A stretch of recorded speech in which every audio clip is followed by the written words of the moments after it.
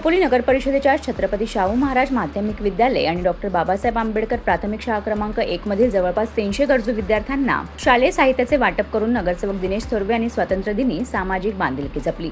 शिंदे गटाच्या शिवसेनेचे खोपोली उपशहर प्रमुख तसेच स्वीकृत नगरसेवक दिनेश थोरवे हे शहरातील गरजू नागरिकांना विविध माध्यमातून मदत करत असतात। सामाजिक बांधिलकीतून स्वातंत्र्य दिनाचे औचित्य साधून गरजू विद्यार्थ्यांना शालेय उपयोगी वस्तूंचे वाटप करण्यात आले।